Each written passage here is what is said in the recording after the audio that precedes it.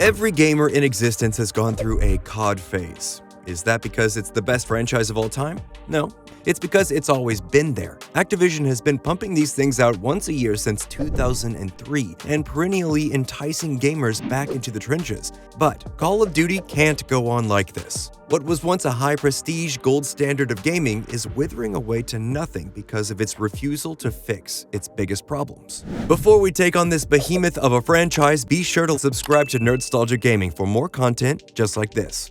Now, if I made you sit through the entire history of Call of Duty, we would be here for approximately 12 hours. This thing has been marching along for almost 2 decades with a new game in the main franchise coming out once a year after all. So here's the short version for those who didn't do their world history homework. Dev company Infinity Ward was made up of mostly lead developers who worked on the smash hit Medal of Honor Allied Assault, using their combined experience to pull off the most realistic depiction of World War II in gaming history. 2003's Call of Duty was born. Published under Activision, Call of Duty would boast historically accurate weaponry, vehicles, and some of the most technologically advanced AI in gaming. Gamers got to play campaigns through the eyes of American, British, and Soviet soldiers while experiencing the real horrors of war. They were affected by nearby explosions by way of ringing ears and blurred vision, and they would stare down the actual iron sights of their weapons. It was truly a triumph for the time. So it shouldn't be a shock to learn that Call of Duty was a critical darling and won several Game of the Year awards, but you might be surprised to know that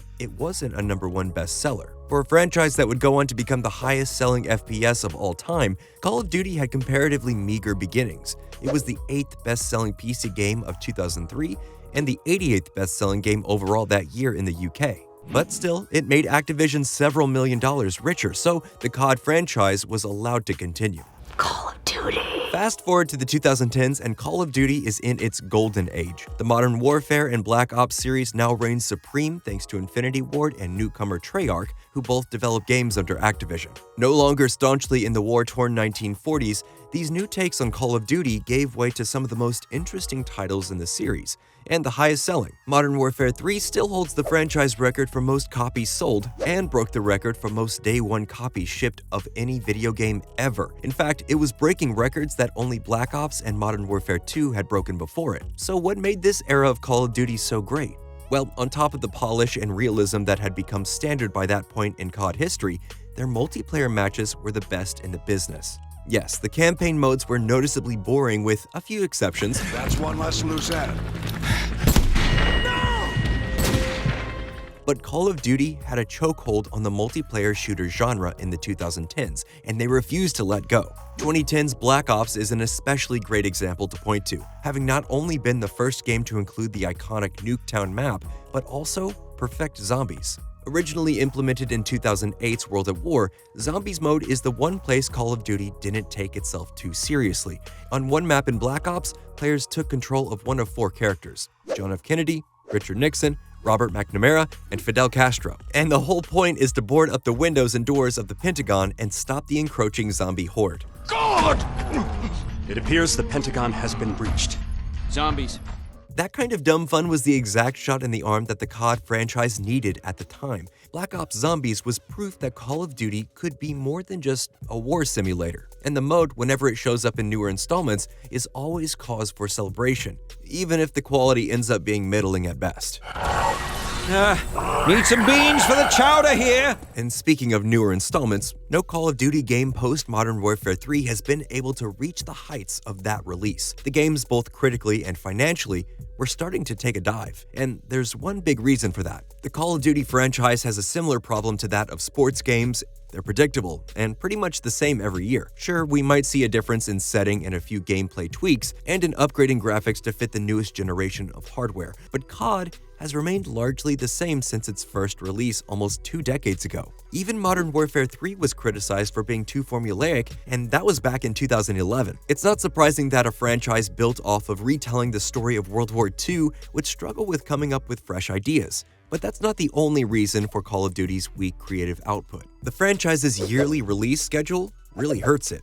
While the development of the games tend to stagger between Treyarch, Infinity Ward, and some smaller studios, it still only gives the team a few years at most to come up with a brand new game. That doesn't leave a lot of time for the development of new and fun ideas, but it does guarantee a yearly boost in Activision's sales portfolio, which is seemingly the only reasons the execs push for this backbreaking pace. And Activision, especially now that they're Activision Blizzard, is definitely no stranger to crunch. As you probably know, especially if you've been watching anything from this channel before, crunch is a complicated issue, but it can severely and negatively impact the quality of a game. I don't blame the devs for keeping things simple when they're expected to churn out games at the rate of an automated factory. The franchise navigates in such a bizarre space that none of the games can truthfully be classified as an awful experience. Every new release plays smoothly, looks great, and does its basic job of functioning as a Call of Duty title, but that's exactly the problem.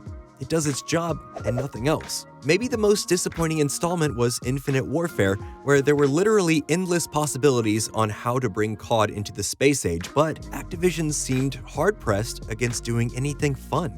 It's no coincidence that the most successful Call of Duty game today is the 2019 reboot of Modern Warfare. The promise of revisiting better times with modern graphics was enough to knock Modern Warfare 3 off its pedestal. But herein lies the problem once again.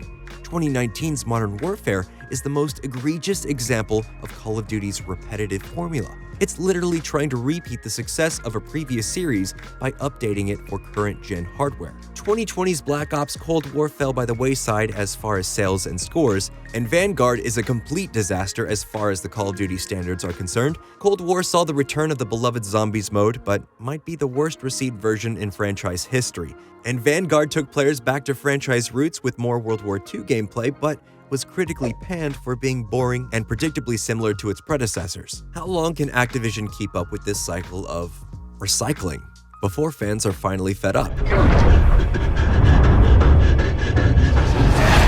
Sure, we've seen the addition of some more game modes in the apparent attempt to recapture the magic of zombies. Black Ops 4's Battle Royale mode and the newer edition of Prop Hunt come to mind, but even those were borrowed from the success of other games. There's a pretty obvious sense of boredom from the player base, and the sales reflect it. While no Call of Duty will ever be a total financial failure, players have made it clear that they're disinterested in the continuation of the franchise, especially considering the Modern Warfare reboot is the best-selling game of the lot. It comes down to the fact that nobody making Call of Duty games is making them because they desperately have a story they want to tell, a new gameplay mechanic they want to test, or a world that they want to build.